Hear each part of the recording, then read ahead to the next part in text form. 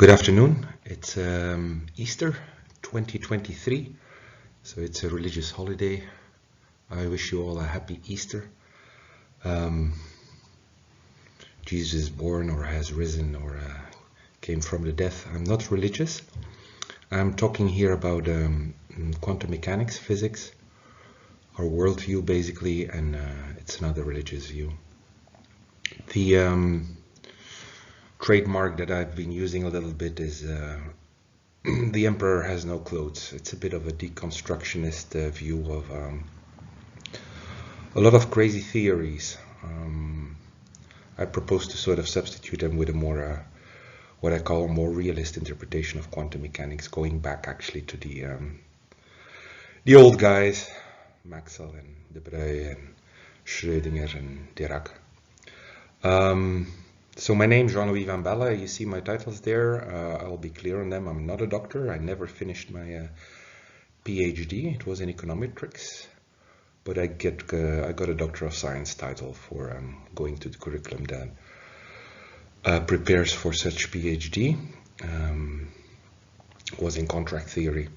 I'm a master and a bachelor in economics, and I also have a degree in philosophy. I published first a bit on odd sides. I have my blog, readingfeynman.org, but I've produced in the last 2-3 years quite a lot of papers on ResearchGate. I also wrote a manuscript back in 2019, in which I work out my particle models. My inspiration is a bit what Boltzmann's was.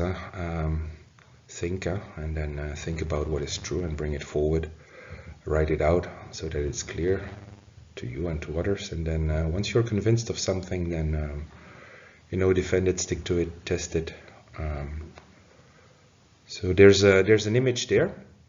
I got that from Jason Hesse. He's when I was looking at images of these weird 720 degree symmetries, I realized they were like rotations within rotations, and I started looking at computer animation, God of War and these kind of things, and I by accident through Wikipedia I got in touch with one of those programmers, and he actually used quaternion math to produce a lot of really nice visualizations of how rotations within rotations, which then produce these weird 720 degree symmetries of an object in space. How he made this, I will show another one in a moment. I'll go to the next slide, I think, because this is sort of enough. I will first talk about my problem, really, my problem with current theories. We have this quark-gluon theory. First the quarks were discovered, and then there was this issue what gives them mass, and then the Higgs particle was discovered. I'm more skeptical about these theories because they come with a lot of strings attached. It's all confined. You cannot directly observe a quark. This is entanglement, which I think can be explained by spin coupling and normal conservation laws, but in these modern theories, all kinds of symmetries get broken. So I stared at sort of the evidence, and if you go on the website of CERN and all that, all that you see is actually sort of the evidence for the Higgs boson. 2 gamma rays emerging from a detector and tracks of muons, and then it's high energy physics. Something is happening there, but basically all these new unstable particles that are said to be the constituents of stable matter, they have extremely long, extremely short lifetimes, and they're massive. So you cannot observe them directly because before they moved, with their huge masses, a little bit in space, they already disintegrate into something else. So I don't think they're sort of that evidence is like very tangible, and the models are they're complicated because, I feel that a lot of properties are loaded onto, new metaphysical categories that are being established. And I joke about it in a paper, an early paper. Well, I quote my blog here on what I call smoking gun physics. There's something there, but what is it, and how do we describe it? So the jokes I make a little bit about that are in the diagram, or in the text there. So this quark theory suggests, some kind of strong charge. We've never directly observed a strong charge. We know the electric charge is there, and as I will explain in the next slides, I think electric charge, that's something we can really measure and see and observe, and I think it's actually sufficient to explain a lot of things that are, a bit of hocus pocus in current quantum theory, especially in quantum chromodynamics, so higher energy physics. So what does quark theory say? This strong charge, it comes in 3 colors. It's not like the electric charge, just black and white or positive, negative. We call them colors because, there's also flavors. So we have all these flavors of quarks also. Up, down, strange, charm, beauty, or bottom. And each of these flavors comes with a flavor conservation number in these decay reactions, and we have top, and then to put some order, they're arranged in generations. And nobody really knows what a generation is, but that's the sort of zoology, the particle zoo. It's like so you have flavors of quarks, and you have colors, and then these things, it's really like, for me, a very primitive model of how, momentum and energy gets exchanged between real particles by virtual particles that sort of vary momentum and energy up and down, and then you wonder, how do they get back? Do they get back? Do they disappear? How exactly do they dump their energy and momentum in when they go from one particle to another? Then it's also, it's black and white, but it's more like, it's color TV. Protons and neutrons are RGB, red, green, blue, white. If you mix them on color TV, the first color TVs, it's hex code, FFF, or decimal code RGB 255, 255, 255. And we know that the colors must be pure. We can only have white, like if you do RGB 255, 250, you get a snow color, but that's not possible. But then it is possible, in other reactions. In any case, we end up with a model with a lot of quantum numbers and a lot of hocus pocus. Some of these are easy to understand. Spin, a charge goes in one direction or another, spins around a central axis or a central point. Electric charge. Quarks come with partial charges, but then there's a lot of stuff that sounds plain weird and that is difficult to reduce to something that is tangible. These flavor quantum numbers: isospin, charm, strangeness,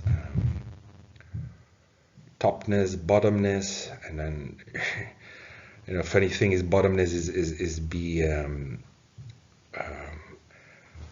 The symbol for it, distinguishes it from another quantum number. We have a baryon number, B, which is 1/3 for all quarks. So you have a lot of chemistry there that you really think like, okay, this doesn't look like modern chemistry, and more looks like medieval, looking for gold or something, and combining various substances and see what comes out. Do we get gold or silver out of when we mix a lot of stuff together? And it's a bit of trial and error. You will say I'm too skeptical now, and that the quark gluon model has solved the puzzle of that problem which we know exists. The particle zoo. There were so many new particles coming out of these high energy physics. The first thing we need to know is that these things are unstable, and they don't dissolve, but they sort of break down in more stable constituents, and then it's true that some of these reactions you see like reversibility, and others you don't. So there is a lot of symmetry breaking, and you know, I really commend all the research that has been going into trying to make sense of, you know, what is a very complicated picture of what goes on when energies get very high, and you know, charge and fields, and it's all mixed up. However, I think you know, this quark gluon soup first is not really solving the problem of arriving at an image of true stable constituents of matter particles. And the second thing is also, and here I go to the next slide, is that we know that the whole model is now hasn't been very stable, because we discovered, like you know, 20 years ago, different teams of astrologers discovered like a whole new type of matter or energy in the universe. It's called dark matter, dark energy, and that doesn't fit into you know, this model of leptons and quarks, or of mesons and baryons. You know, mesons have an odd number of quarks, and baryons have an even number of quarks, and so you see when you go to the website of the particle data group, which there's this incredible effort of you know, keeping track of all these things that happen in accelerators, and sort of these resonances or transients that you know, come out of them, and then how they reconfigure into something that is stable, an electron again, or a neutrino, or a photon, or whatever. We'll explain that duality. No, a whole new category was added to it. You see there, for instance, axions. Axions are, you know, particles that may or may not. I don't think they add much. Should explain then this dark matter, because it doesn't interact with you know, the radiation. There should be radiation coming out of that dark energy matter out there in the universe, and you know, it doesn't couple with ordinary matter, our matter. Matter or antimatter, electrons, positrons, whatever. So there's a weak coupling, and you know, the search is on for these, you know, a new theory of an entirely new matter, and it's worrying, because you know, basically from gravitational observations and you know, I won't go into detail, but the expansion, the accelerating pace of expansion of the universe, it's clear there's a lot of dark energy and dark matter out there. And so actually the matter as we know it, including, you know, antimatter, is less than the dark energy and dark matter that is out there. And so with these leptons, quarks, and mesons and baryons, our modeling of matter, as we've done now, as physicists have done now, it doesn't help. And so new categories are there on the PGG website, you know, examining things that go on and looking for traces and stuff that happens that doesn't fit into that, you know, easy quark gluon model. And so that's where you go, like, you know, let's try to make some sense of the approach here. And then you realize that, I mean, that's what I realized, is this kind of idea that, you know, we can analyze particle reactions, high energy or low energy, like Compton scattering, just in terms of, you know, billiard balls on which you load then some properties, like spin or linear and angular momentum, or other weird, I mean, the weird things we load on them with these QCD numbers. Charm, strangeness, bottomness, you know, that doesn't really help. I think we have to, you know, take a step back and analyze, you know, what is the structure of an electron and a proton. And that's something where, you know, there's a weird contradiction between experiment and theoretical physics, where basically after the Second World War, people think of particles as being like point-like, and point-like in the sense, like, you know, they're like infinitesimal small, and out of experiments, you know, electrons have a real charge radius and protons have one too, and they're different, And there's very little, research into, why is a proton as large or as small, because it's much smaller than an electron. Why is it as small or as large as it is, and what could explain it? And that's where I arrive at a very different model, where I go back to a model of Schrödinger, which was mentioned by Dirac when he got his Nobel Prize in 1932, I think, where he said, I've got this wave equation, and Schrödinger found that there's like a very trivial solution for it, and it's like a charge that's just like oscillating on top of sort of the linear or whatever motion we think of, and the frequency is very high. And I'll go into the model, but and I hope that will be clearer then. But that's where I started thinking, like, if we think in terms of particles as some oscillation of charge, then maybe we can see what particles do, light particles or matter particles, when they interact with each other. An electron and a positron will attract each other, and then some kind of they will annihilate each other also. But perhaps some kind of handshake is needed there, where spins get aligned, and then I'm talking real spin. The charge inside of an electron and a positron, is like it's an orbital motion or an elliptical motion, or it's in 2D space or in 3D space for a proton, as I will show. How can we imagine it? And I've arrived at like some easy models that make sense of that. And also a photon is not a charged particle. So light particles don't have charge; they don't carry charge. And I believe that's actually why they travel at the speed of light. There's nothing like a sort of thing inside that has a rest mass and slows them down. They have no inertia, so they travel at the speed of light. And so, but you can do the same thing with content scattering, elastic scattering, or inelastic scattering. You can build models of how the electric and magnetic field vectors then interact with what we believe to be sort of an electromagnetic field inside of the particle that makes that charge oscillate, and how these things do the handshake, how a certain key fits on a certain lock. So the effort here is really to to think differently about particle reactions, and I will show that a little bit in this model here. That's like if you go on Wikipedia and you read up on positronium. Positronium is a very short-lived combination of an electron and a positron.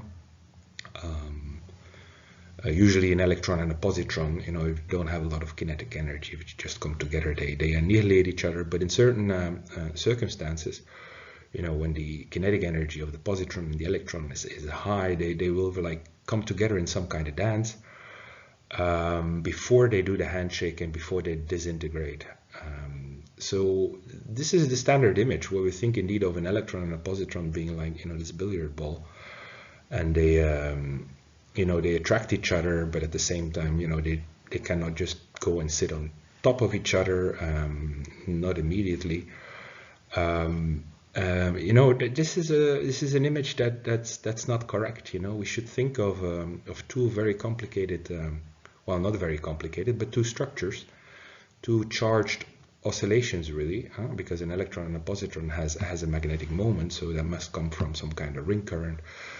We think it comes from some kind of ring current, and then you imagine that ring current in the electron and in the positron, and you think about how its spin or its magnetic moment is going to be lined up before that electron and the positron really can come together, how their magnetic and electric field vectors or the electric and magnetic field vectors inside of that electromagnetic field that keeps the charge, the point, really a point-like charge, but not infinitesimal small, inside an electron and positron, how sort of these electric and magnetic field vectors on both sides can line up and then interfere destructively or constructively. In this case, destructively, so the field vectors vanish. The energy goes somewhere. It goes in gamma rays when electron and positron annihilate each other. But you know, that's sort of the view of the world you really want to have when analyzing positronium. You think of the electron and the positron here, you know, as particles with some spin, not as billiard balls, and that spin, you know, that comes from, and that's where I will go into the model. I think stable elementary particles like the electron and the proton, they pack energy, but most importantly, and that's what the Planck-Einstein relation tells us, they pack angular momentum. That's the spin. There's a chirality there, 2 dimensional, 3 dimensions for 2 dimensions for an electron, 3 dimensions for a proton, and that's equal to Planck's quantum of action, h bar, the reduced quantum of action. So yeah, for the rest I write that there, because if they spin, they have a magnetic moment. That magnetic moment, we should imagine that it will sort of try to line up as the electron and the positron are attracted to each other based on, that electrostatic force between them, which is based on the fact that these are charged particles. And so you start thinking about a kind of handshake and about a proper theory of interaction. The thing that I want to do, and it's on the right-hand side, is you know, ultimately a theory that makes sense to people, to myself. You know, we must be able to reduce it in you know, not weird numbers, quantum numbers, but sort of, you know, energy. You know, energy is force times the distance. So what kind of force is it? I don't believe in a weak force, you know, a force that causes things to disintegrate. No, force, the electromagnetic force, you know, keeps things together or pushes them apart. But it's not some kind of, you know, random number generator that says when things fall apart. So we have energy, we have momentum, linear momentum there, which is a force times the time. And as we will explain, we think the electromagnetic force is sufficient as is the only real force. We can talk about gravity, but we think of it as you know, in curved space-time and what have you. So we don't think of gravity really as a real force. So they have angular momentum there in the center, or physical action, in German, Wirkung.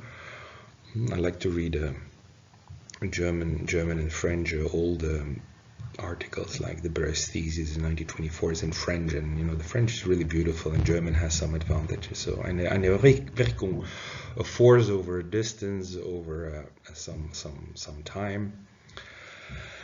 And then, of course, at the bottom you have, you know, how we make sense of energy, force, how we make sense of motion, really, because it's all about motion.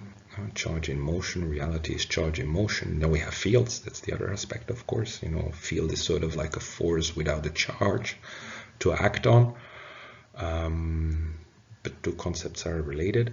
And then, of course, you know, what I put there are the Lorentz transformations. We must, since Einstein, we know that that time and distance are always like, you know, we measure, they're local, they're relative.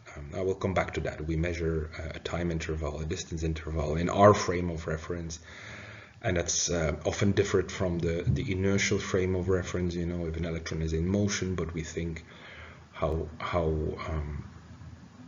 things look from that reference frame, the reference frame of the particle that we are observing. Then, you know, distance and time get measured differently. You know, we have, you know, length contraction and time time that goes slower, faster, you know, the internal clock of an electron, all these kind of things.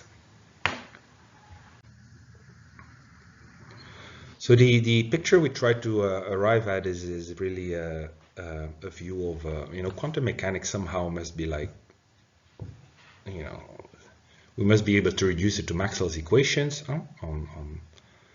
for radiation, for the way charges move in space, and then the Planck-Einstein relation, which is very important. And, you know, we think of the Planck-Einstein relation as really modeling the integrity of particles, matter particles and light particles. As I said, you know, an electron and a proton, they both pack energy and momentum, but most of all, the Planck-Einstein relation tells us that they pack 1 unit of Planck's quantum of action. And it also goes for electrons, in an atom or a molecule, their orbitals, we get them from Schrödinger's equation, wave equation. They pack 1 unit of h bar. And if they do not, if they're like slightly off, we made a model for the muon electron, then they disintegrate after a while. It's like an oscillation that is slightly off, or not right on, and then nature makes it disintegrate into something that does observe or respect the Planck-Einstein relation. So here we have a model of an electron. You have that black circle. So that's the electron. That's the ring current. We think of an electron as a ring current. There's a point-like charge inside, which is point-like, but I said not infinitesimally small. How do we know that? Because this ring current, generates a magnetic moment, and we also know that there's what is called, referred to as an anomaly in the magnetic moment. It's not quite the magnetic moment that you would get from a ring current of the size of an electron, with effectively, a zero-dimension charge inside. No, that charge must have some little dimension, because there's a small anomaly in the magnetic moment, and so the equations that you use, the theoretical equations for calculating ring currents and magnetic fields, and so that's where we know that an electron is actually quite large as compared to a proton. And the point-like charge inside in that black thing also has the classical electron radius. The difference between them is given by the fine structure constant alpha. I'll refer to my articles for that. But then we need to imagine what happens when you. One thing I should note is that point-like charge, we think of it as having zero rest mass. It's just charge, and then you can calculate, because it has zero rest mass, so it's like a photon. It must move at the speed of light. The slightest force on it will accelerate it, give it an infinite acceleration, and so it must also move at the speed of light.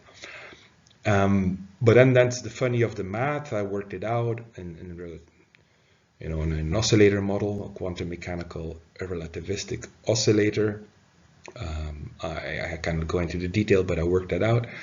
And then what comes out of that is that this point-like charge that is in that black, or in that ring current, because it moves at the speed of light, it gets a relativistic mass. All of its mass is relativistic, and then the beauty of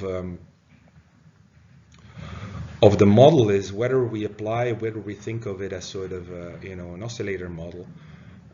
Think of two forces working in tandem and making something go round and round and round, like a Ducati engine, 2 cylinders that combine and make the axis of the engine rotate around and around. You can think of like 2 engines, potential and kinetic energy, or magnetic and electric field working together, and it all adds up to the same thing, that the mass of that point-like charge must be equal to half the total electron mass, so the mass of that electron as a ring current.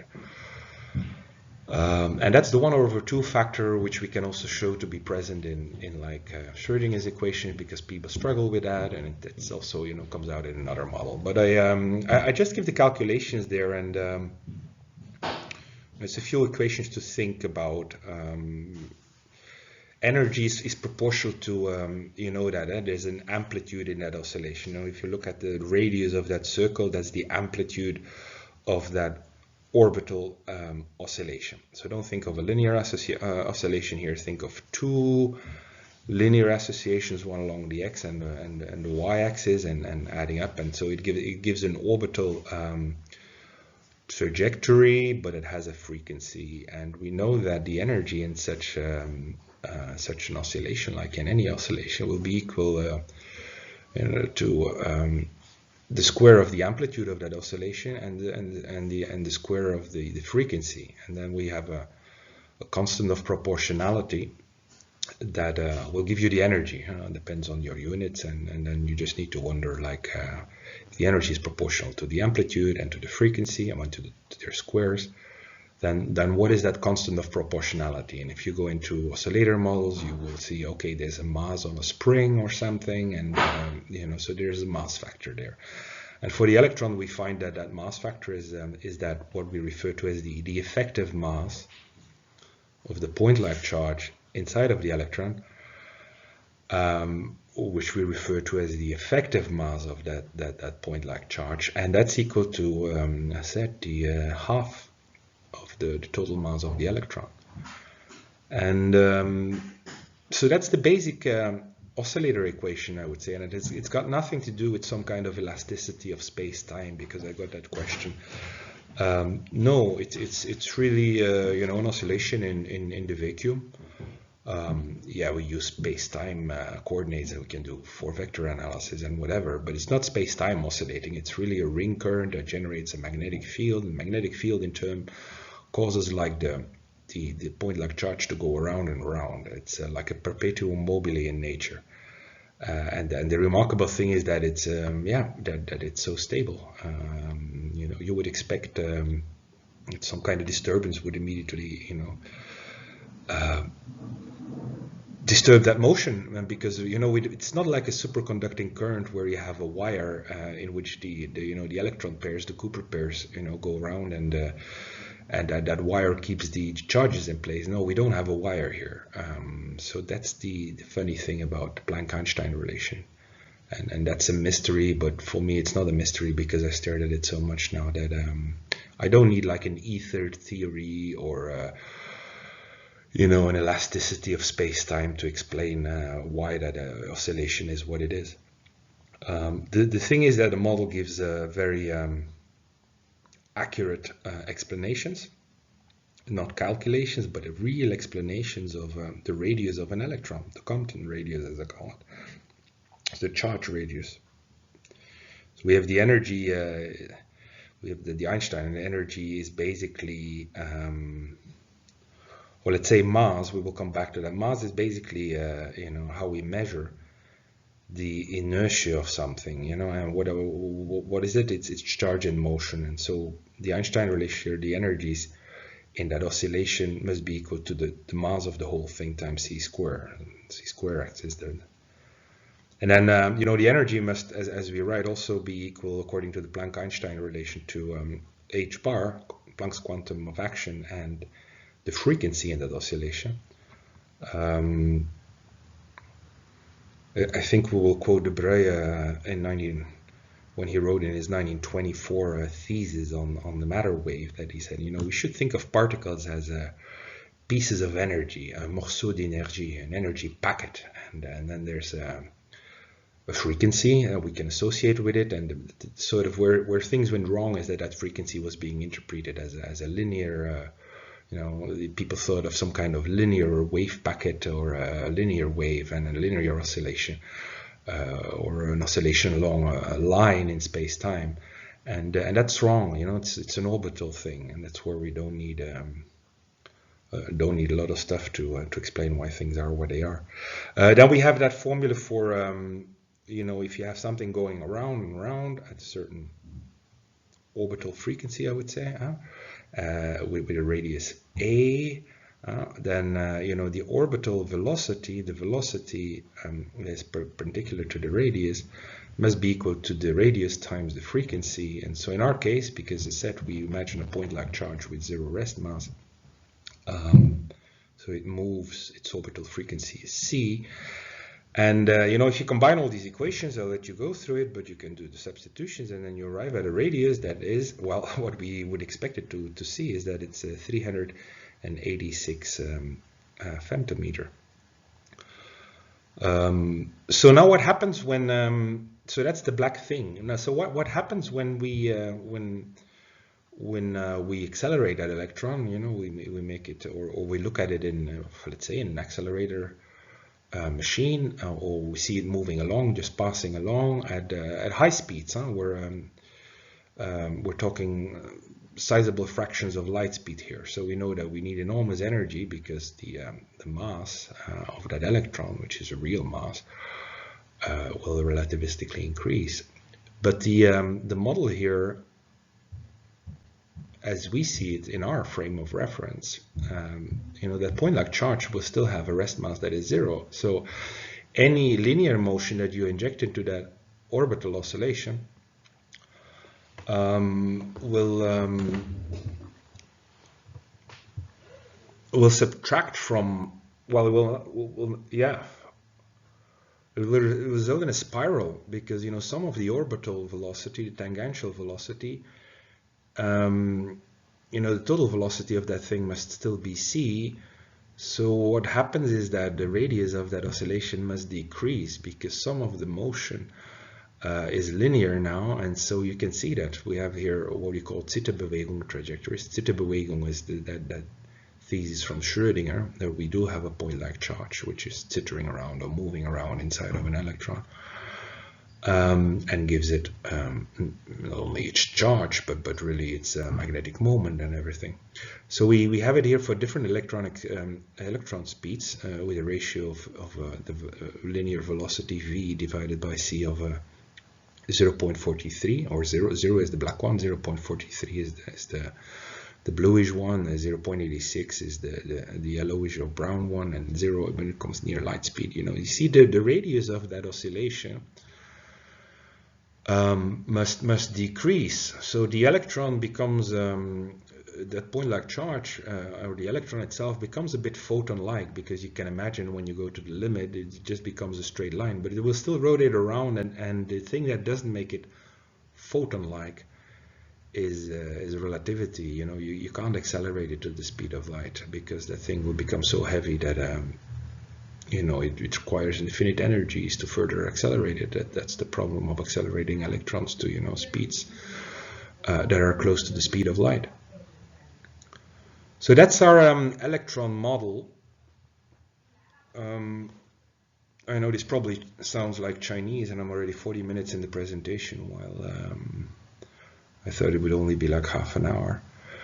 But let's move on. I know that I may have lost you, and in that case, just take a break.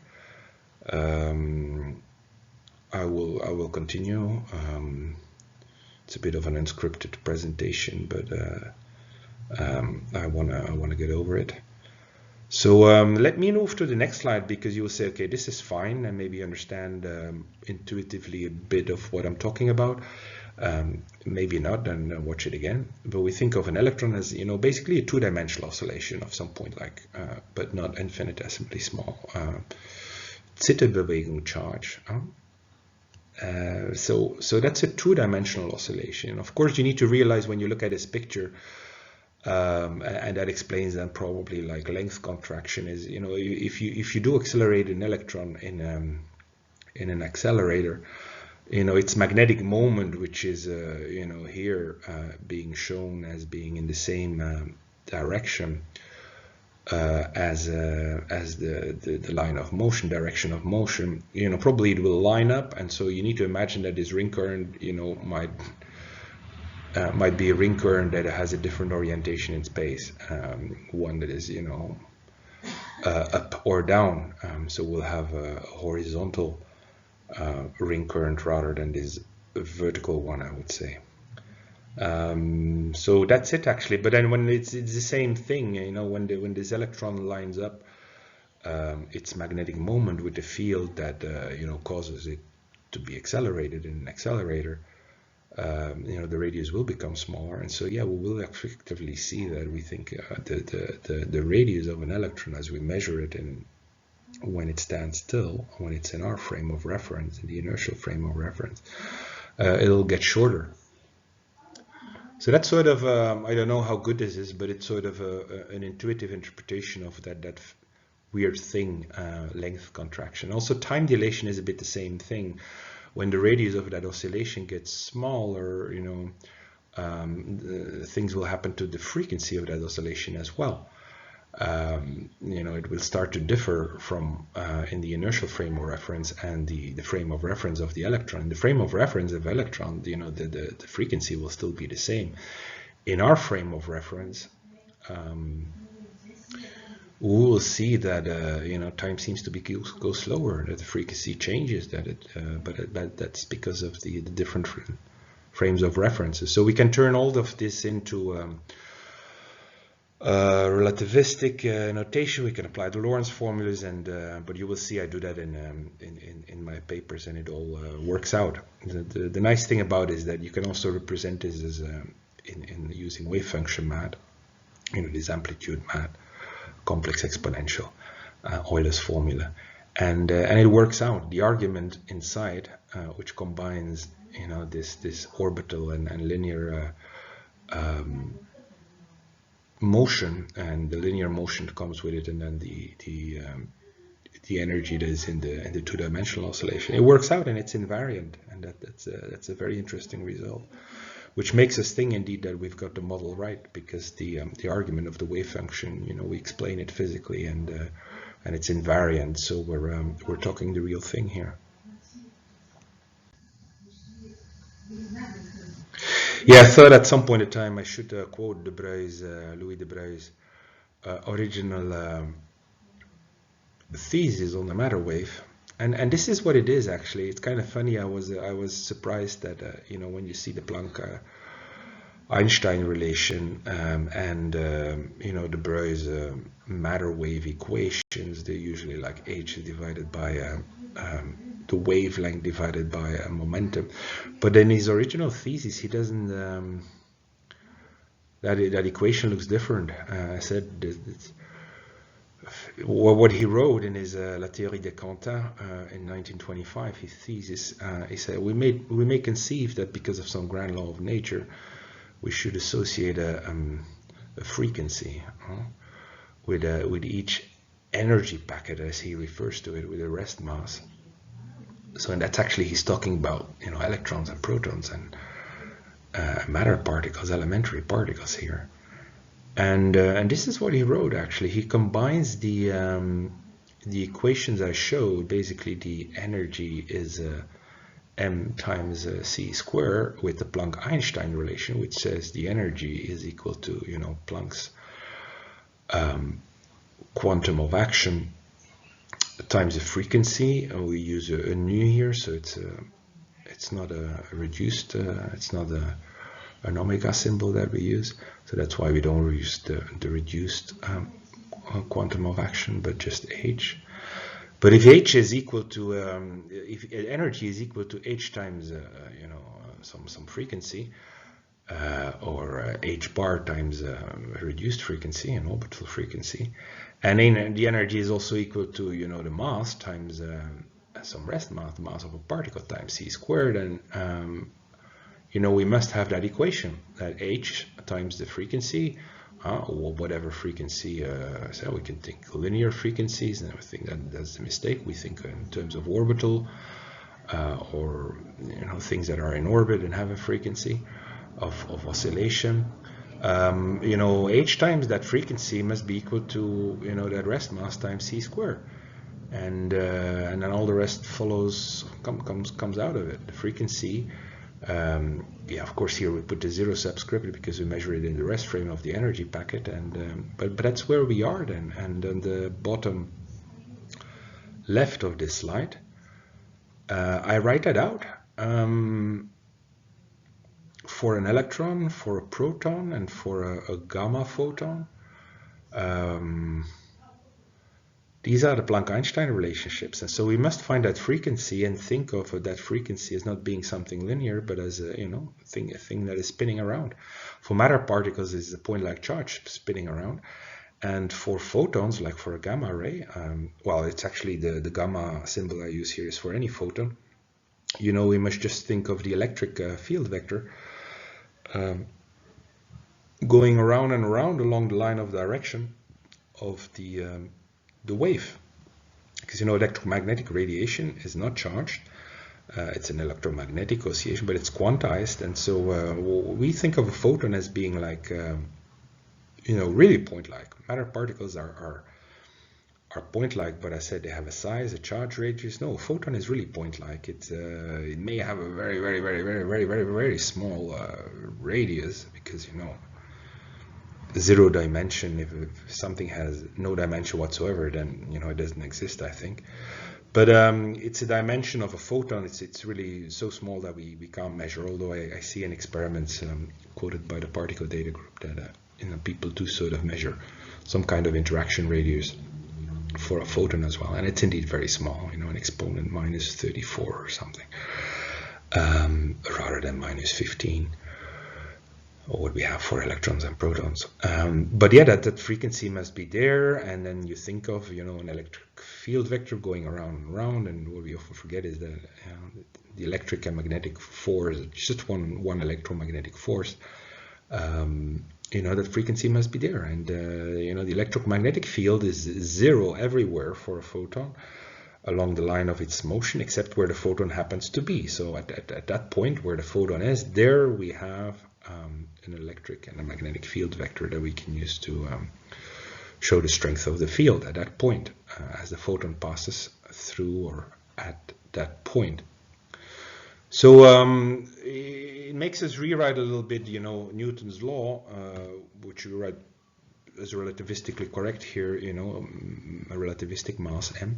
So that mass goes up when things speed up, but it gives it force on a mass gives it an acceleration. We would rather write it as the force is equal as the energy of what you're trying to accelerate divided by c squared times the acceleration, because that shows that energy is the energy of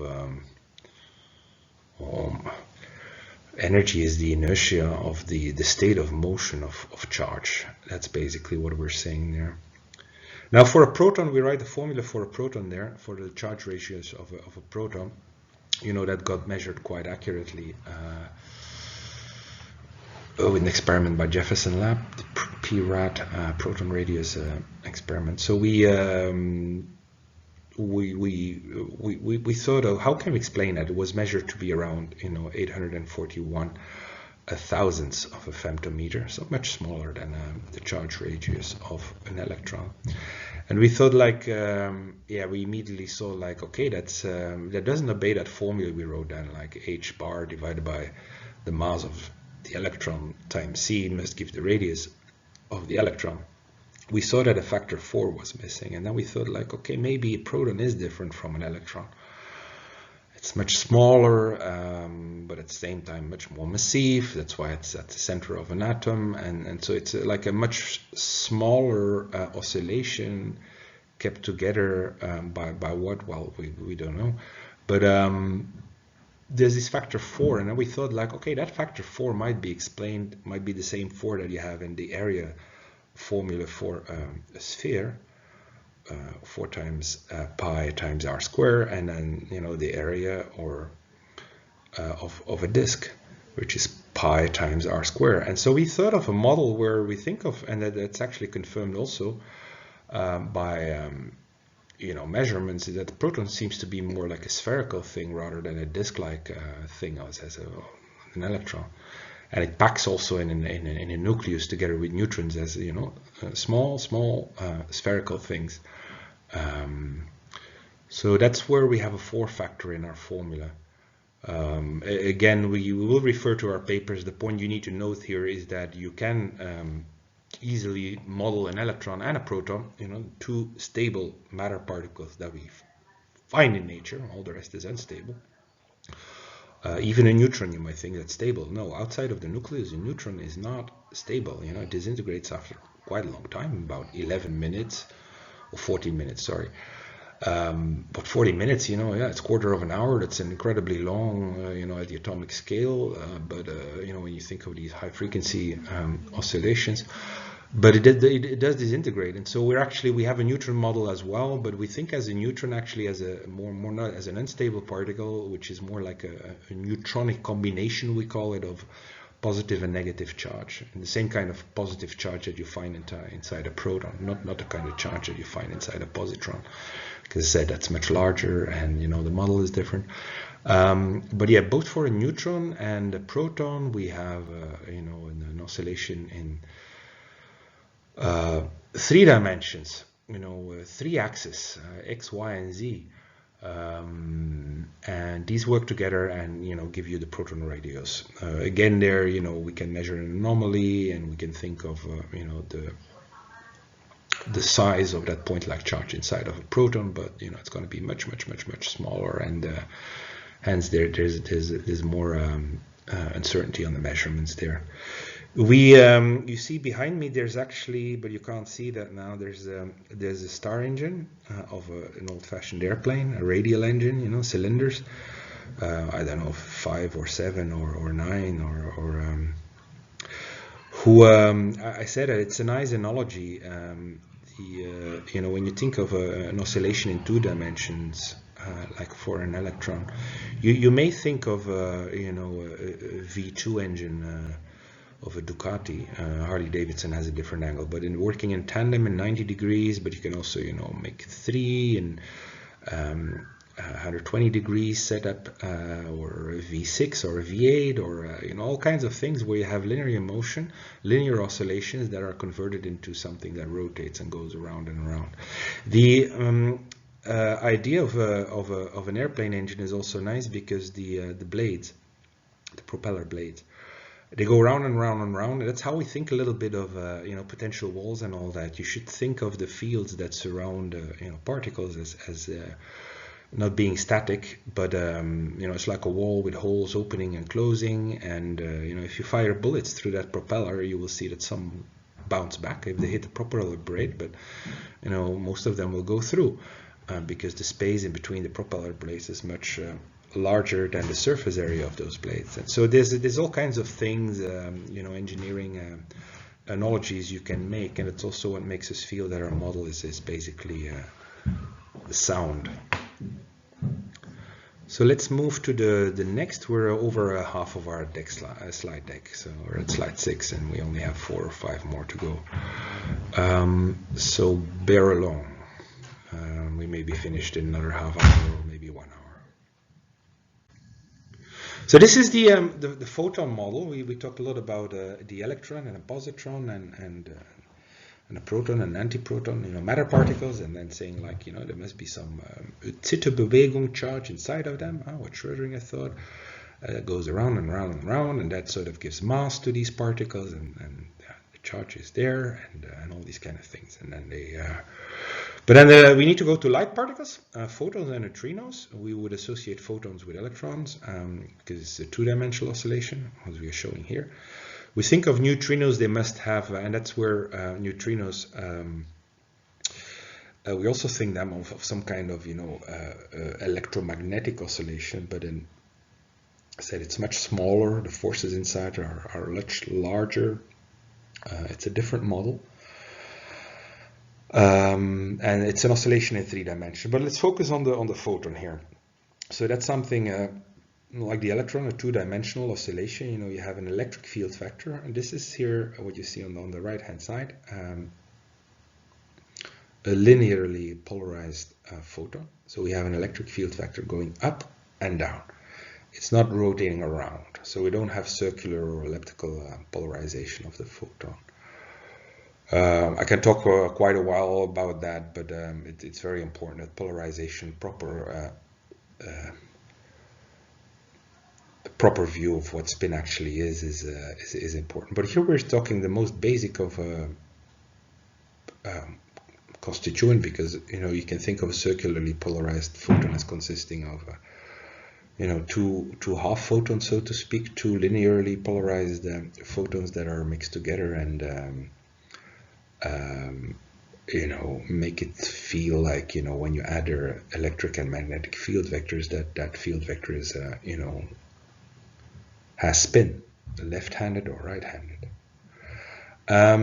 We write the Maxwell equations in it's not in infinitesimal form. How should I call it? In you know, write the curl. It's not an integral formulation of Maxwell's equation. You have the curl of the electric field vector that equals minus how the magnetic field vector, so the B and E are written in bold here, so we're talking vectors, how the curl of the electric field vector changes as, and it's equal to the time rate of change of the magnetic field vector, and vice versa.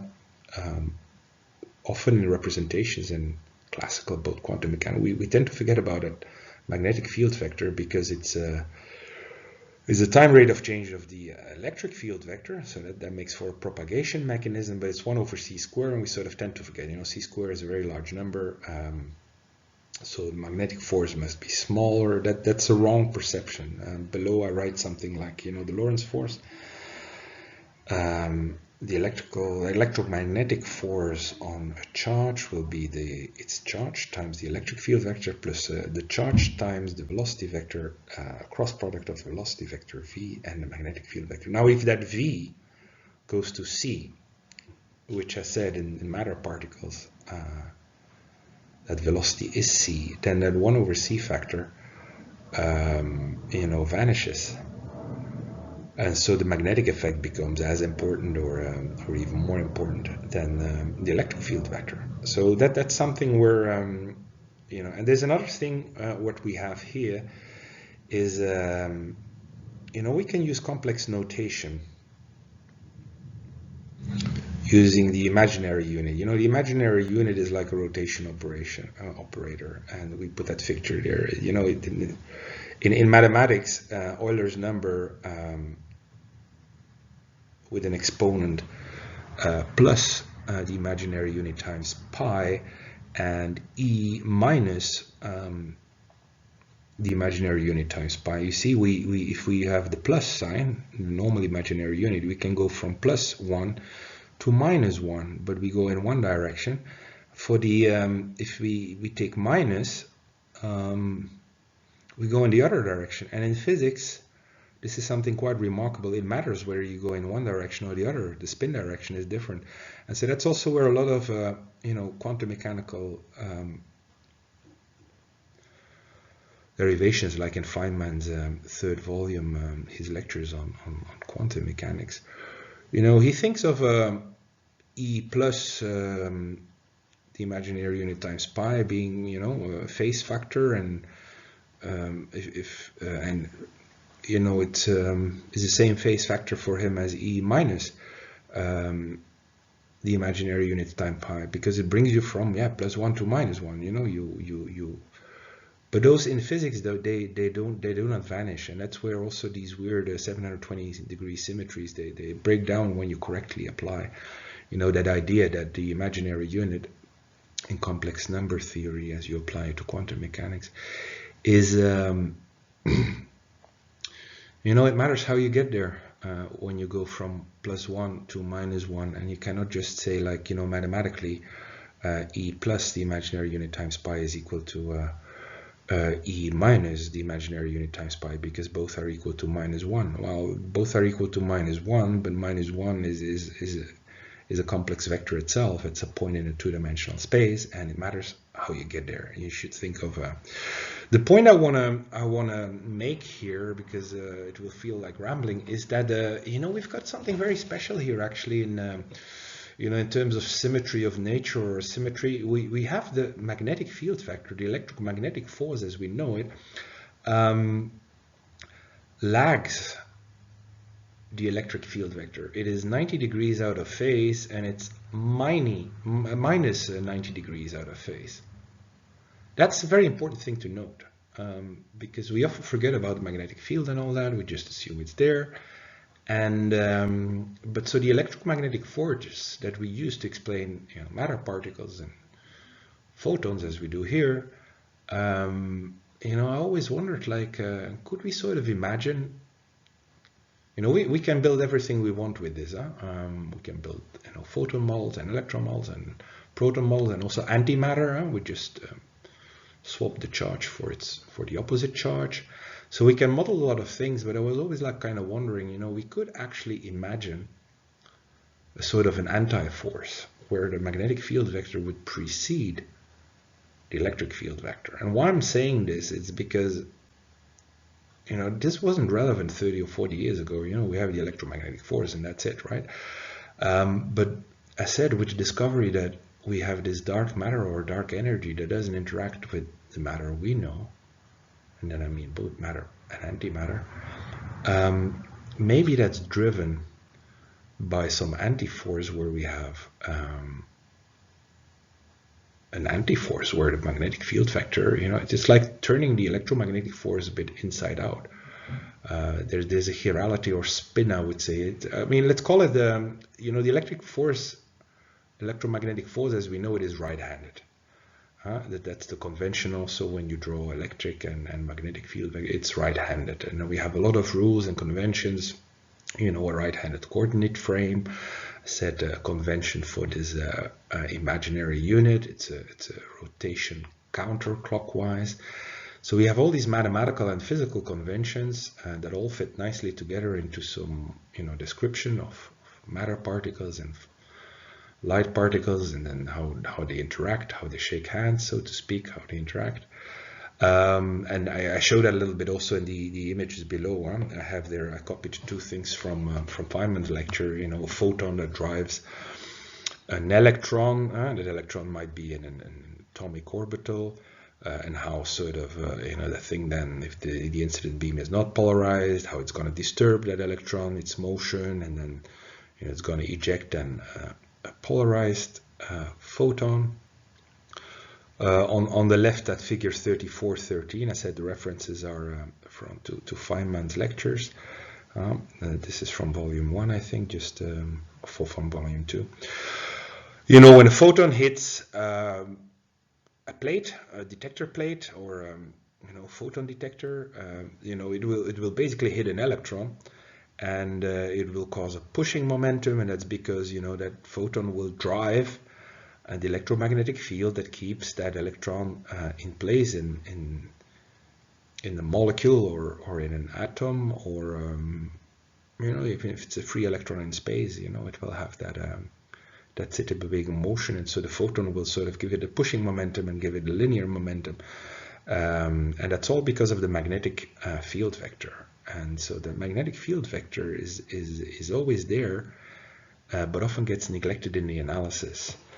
So let me go to the next slide, where I imagine, and it's really to try to make sense of dark matter and dark energy. I imagine we could have, an alternative set of Maxwell's equations, but with the sign reversal.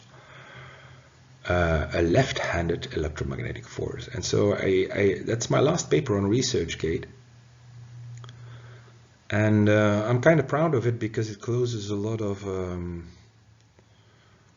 questions to me. It sounds like a reasonable explanation to what dark matter, dark energy would be. And also, as I write in that paper, but I'm not going to go into the detail, that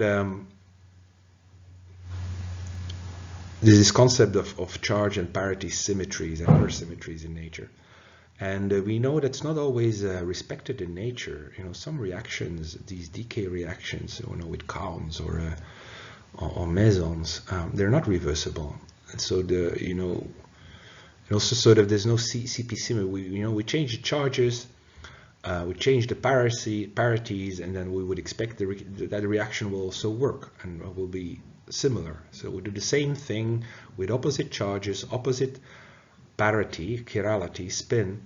That's the real reversibility. And Feynman believed it could not be broken, but it was. At the time when he was writing his lectures, there was this experiment of Fitch and Cronin that showed that it's not always the case. Symmetry breaking, CP symmetry breaking, because charge symmetry breaking could help, with parity, but the combined CPT symmetry doesn't necessarily hold. Of course, if you reverse the movie, then you will see the reaction goes through. So that's combined CPT symmetry, but that's a tautology, really. You have a movie, you put the arrow of time backwards, the movie will play, and it will make sense, no sense. Usually it will make no sense because we know there's entropy, and the movie will be played on Earth, so there's the gravitational force, and there, things fall down, they don't go up.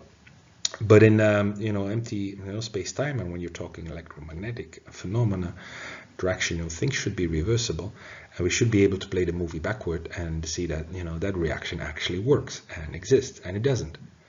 There is symmetry breaking, and I think that left-handed electromagnetic force might explain why that happens. The thing that I struggle a little bit with is, the wave math. I found this very nice way of these equations that you see below. Like a proton, I said it'll start on the right hand side. The energy divided by the mass of a proton is c squared. It must be equal to the radius squared times the frequency squared. It's just c is a times omega, and the orbital velocity is the radius times that frequency. But we must break down that frequency in 2 dimensions. And we said it's not like a disk-like oscillation. It's a spherical oscillation. That's where we substitute the frequency for we use basically the energy equipartition theorem there.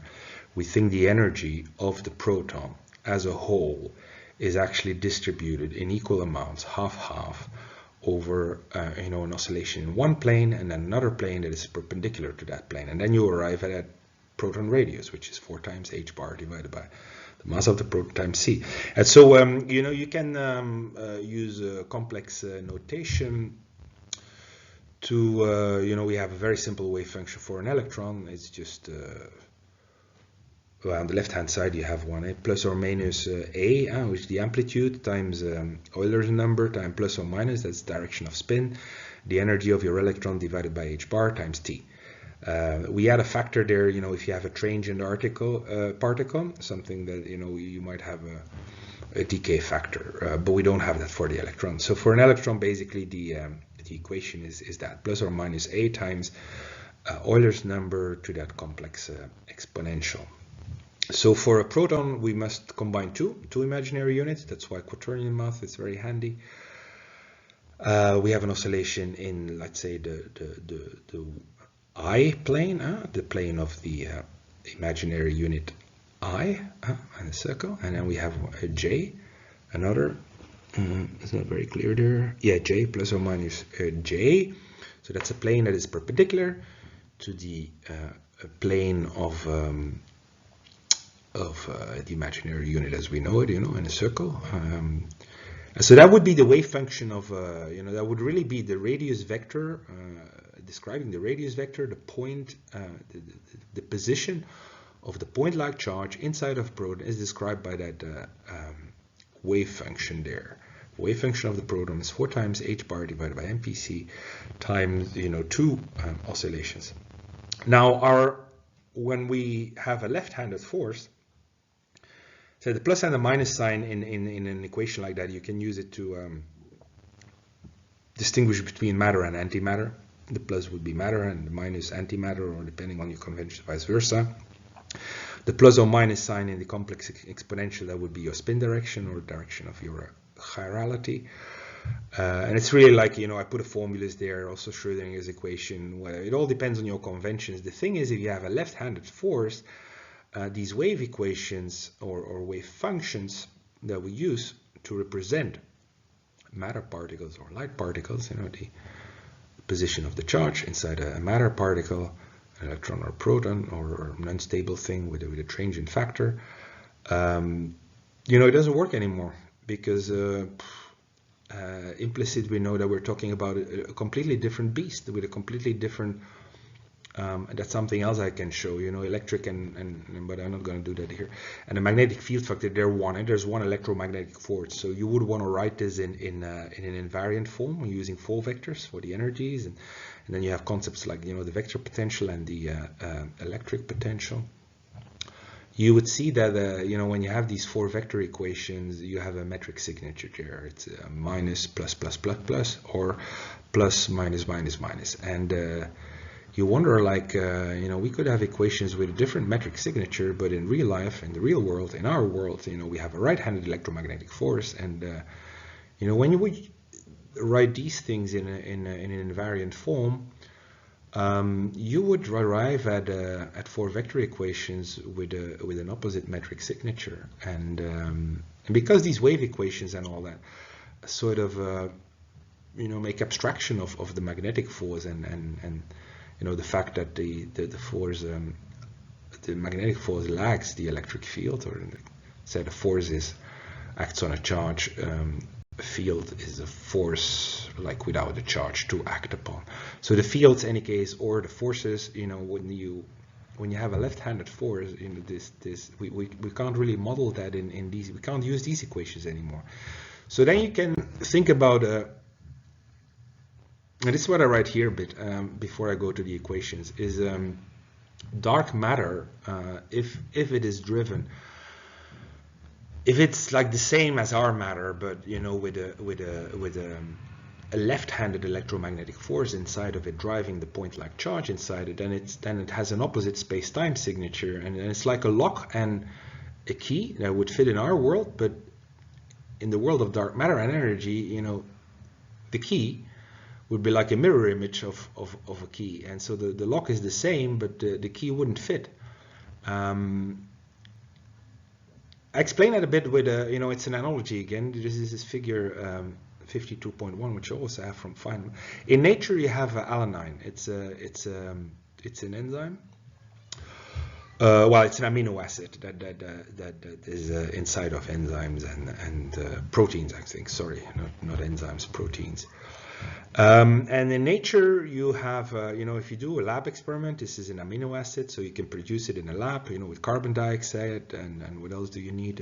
Ammonia and something else. These experiments, biology experiments, which show that amino acids, when you have an environment and temperature and you throw some stuff together, anorganic molecules, that you will get these organic molecules out of them. Alanine is present in all living creatures in life as we know it.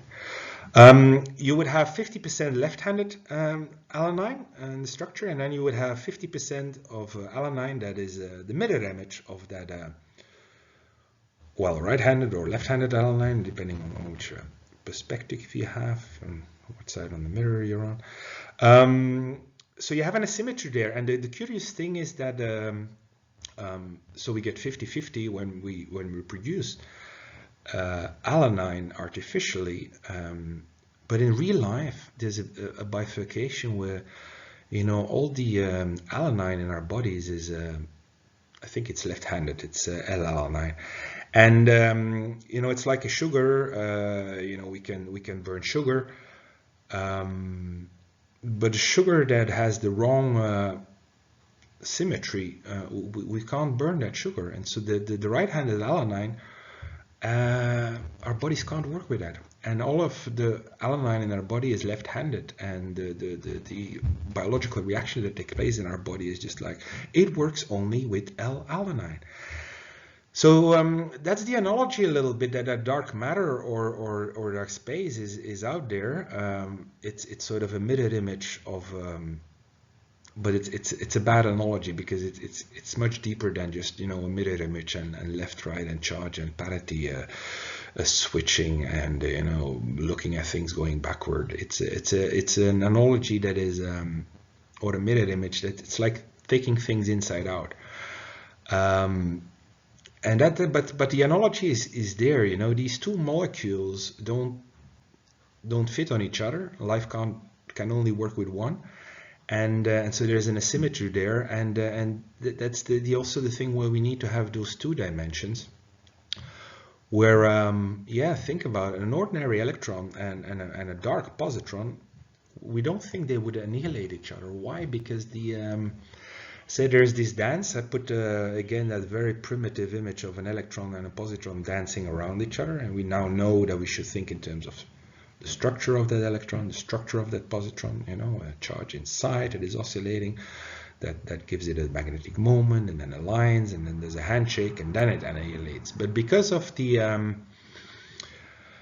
left-handedness of the electromagnetic force in what we think of, dark matter, a dark positron would do the dance, would try to sit on top of an electron and be attracted by it, because positive and negative charge, but it wouldn't annihilate each other.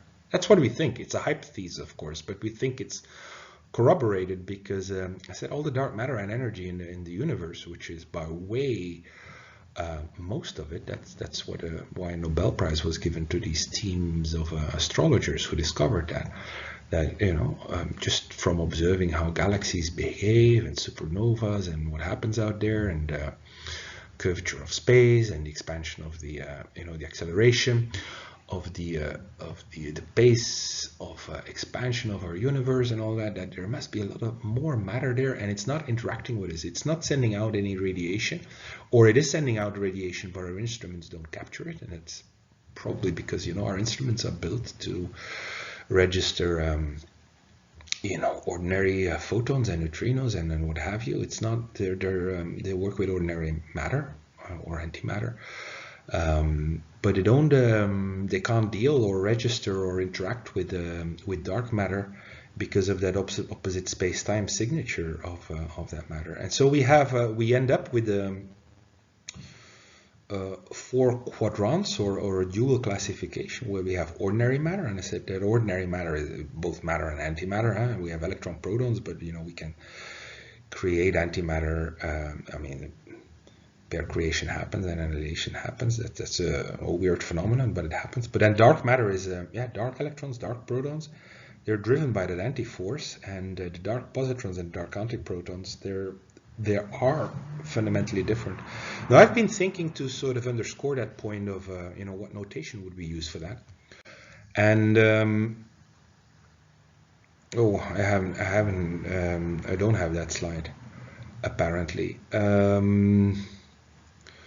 But I thought like we should use our wave function. I will refer to the research publication where you should use your wave function with the convention, and then put like an asterisk or an overbar or an underbar or a reverted arrow to clearly indicate that dark matter or dark energy is really an entirely different beast, and then you build up your interaction models with it. It's pretty because it was a nice notation. I thought of an overbar and underbar. In the end, I put like a huge arrow / backward on the wave function to indicate that it's a reverse symmetry, a complicated one, not a simple time reversal or charge or parity reversal. It is like an inside out thing. So, but for that notation, I will. I don't know why I put this slide here, probably by way of conclusion. I've been talking for an hour and 20 minutes now. It is sort of to drive home that message again that I don't these quark gluon soup models are any good. We're clearly searching for a more fundamental model. When you do that, I think I have one, and I recommend you to read the papers. It's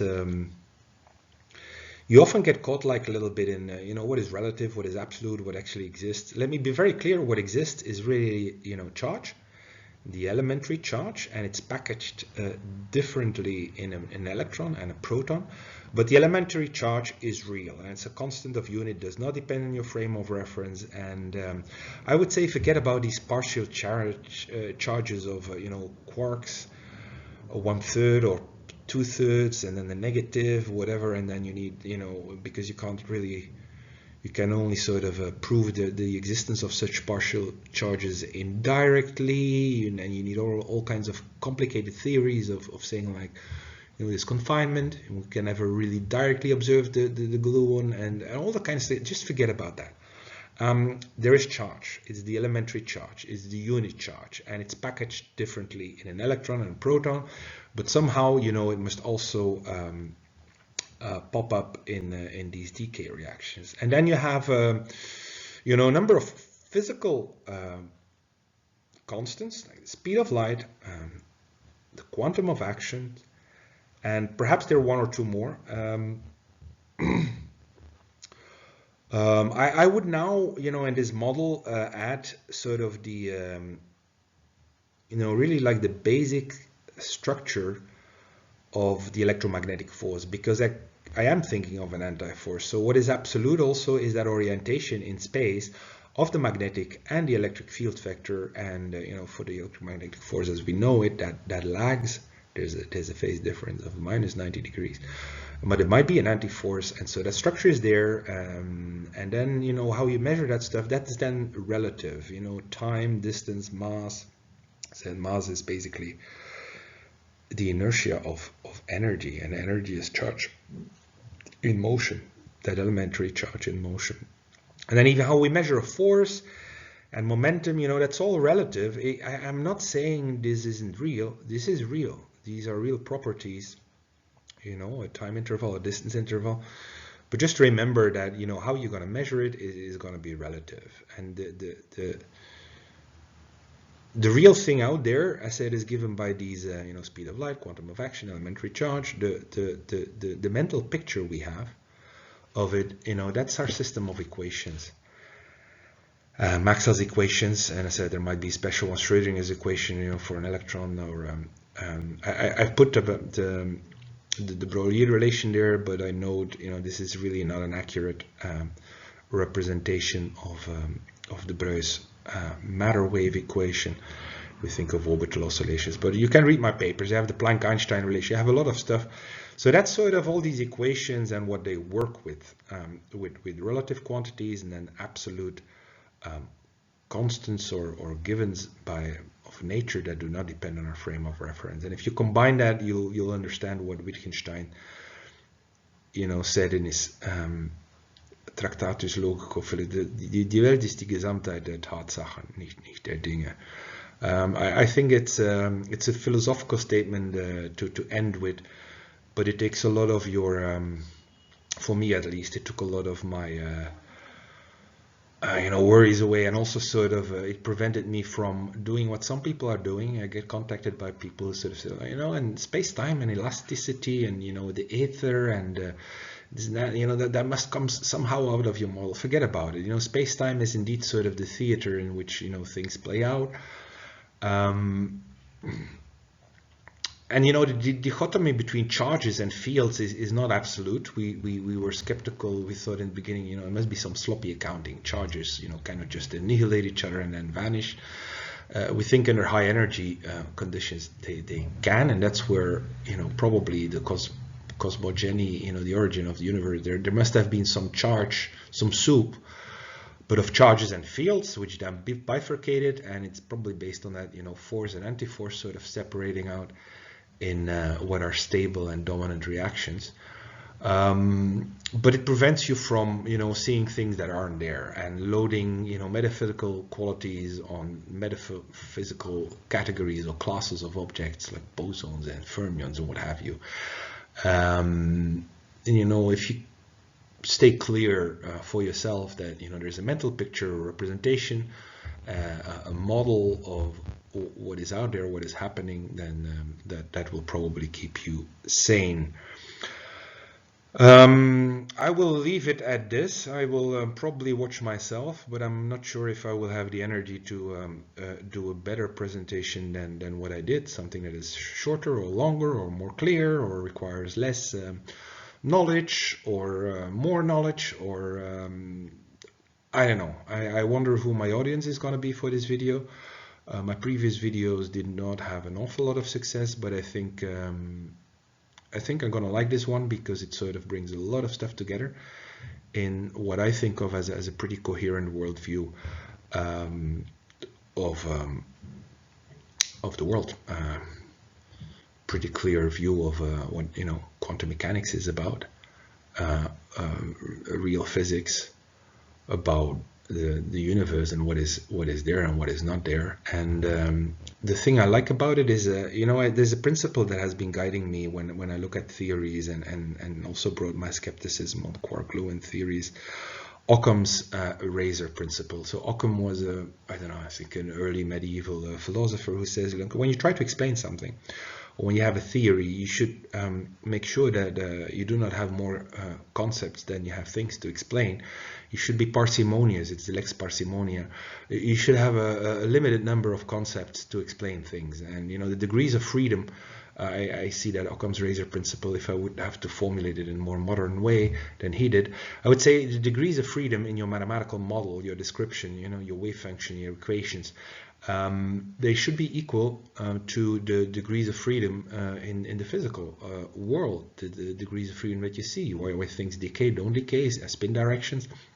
And the two should match. If you sort of see that in your you have a plus or a minus sign, and you need another convention to sort of decide, which is what happens in quantum mechanics. Well, let's take the plus sign of that amplitude, and let's agree on that. When a particle moves in that direction, we're going to use the plus sign, and we do a flip. That's obvious that you're going to do a flip when you reverse direction of your signs.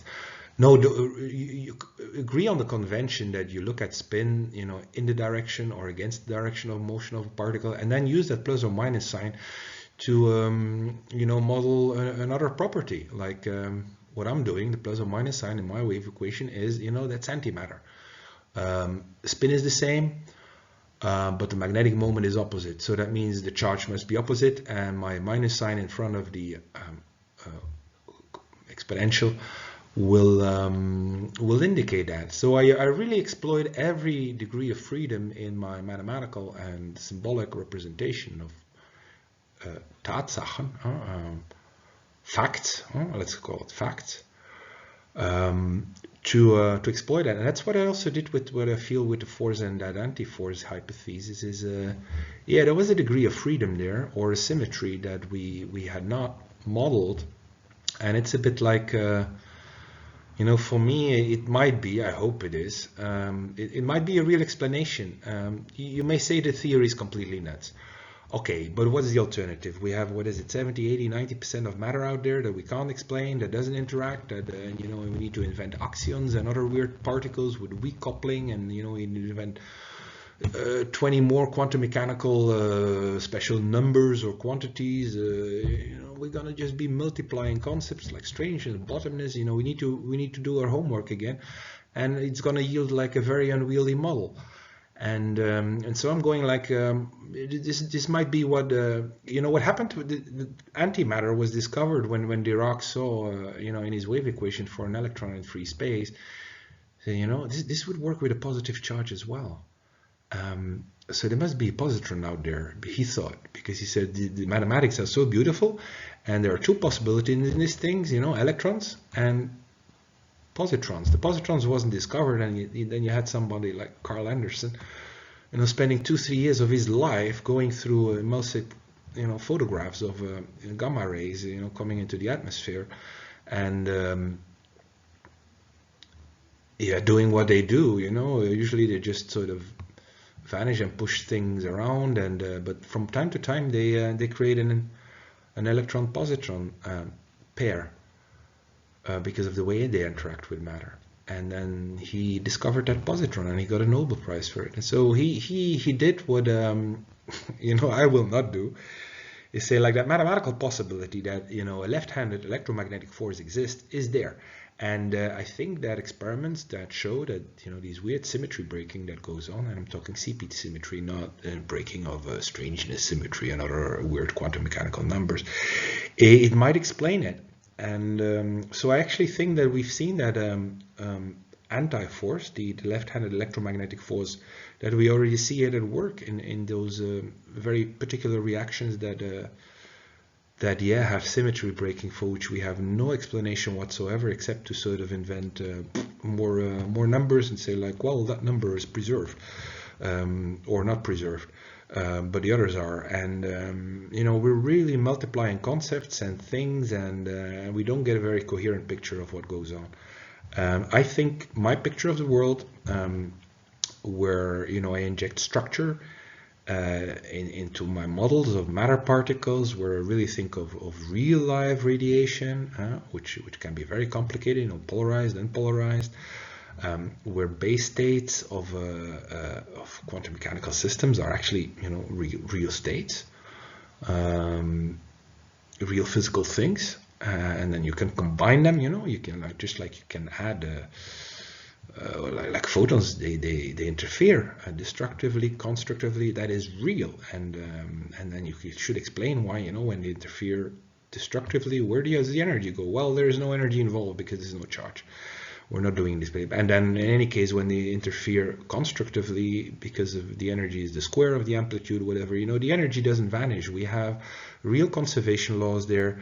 We have real things that have structure that sort of yeah, are like doors and keys, and they fit or they don't fit, and they align. And we've got a very dynamic view of fields surrounding particles, and that's where, you know, things like quantum tunneling start making sense, because we know that, well, you know, usually it will bounce off the wall, but that wall is, you know, it's not a static wall. There's holes in it, fields that, you know, field values at certain points that go up and down, and do allow space for something that has the right direction and is at the right spot to pass through, you know, something that we shouldn't be thinking of as a static electromagnetic field. So, as said, I think I've been rambling for an hour and a half, and I will leave it at that, and I will see what it gives on YouTube. It's been a while since I put something there, and I can only say, like, if you didn't understand a thing of everything I said, go to my papers on ResearchGate, Jean-Louis Van Belle. There I joke, I'm not interested really in academic publications. I tried that a bit, but I'm not a wacky scientist, and I think my philosophical or ontological or metaphysical angle to, you know, distinguishing between what I say, like, okay, that's a nice calculation, but, you know, it's not an explanation. I think that's healthy. I provide explanations, and in my papers you will find some calculations as well, of course, because, you know, an explanation without a calculation, we're talking physics, right? But I don't think you will find them that they're like impenetrable. It's not like yeah, the papers on axions where you see the weak coupling, Lagrangians, Hamiltonians, you know, these things are useful, huh? And I point them out, why we would use them, and why they're, you know, I talk about a new S matrix approach to model decay reactions and all this kind of thing. So I offer a lot of, you know, I recycle a lot of things. I just put them in a different context, and I go back to that basic triangle, like, you know, a force is a force acts on a charge. We have force fields. The fields is, you know, try to imagine somehow a force without a charge to act on, and then, you know, we have physical action and energy, and then really mass. You know, mass, I don't need a Higgs particle to explain mass. You know, mass is really a measure of inertia, and I understand Einstein's mass equivalence relation for what it is. Mass is really a measurement of the inertia as the Broglie load of energy, charge in motion, and matter particles are energy packets. So I will conclude with that, and I hope you enjoyed it, and that you know, it solves some of the questions you want to solve when you're listening to me. Probably it is, you know, oh, what's the universe about? What are the origins of the universe? I didn't answer all the questions. I just said, like, you know, if you're looking for a good theory, you know, go for theories that you feel are like intuitive, that measure real things, and go back to these fundamental quantities that the early scientists who were discovering quantum mechanics, like Schrödinger and Einstein and Lorentz and Ehrenfest. Unfortunately, he committed suicide after the Second World War. You know, look for these things. Don't get depressed, and you will see it's kind of fun after a while. In the beginning, you sort of need to drag yourself through these things and say, like, wow. But it is fun. So that's it for today. Happy Easter again, whatever your beliefs are.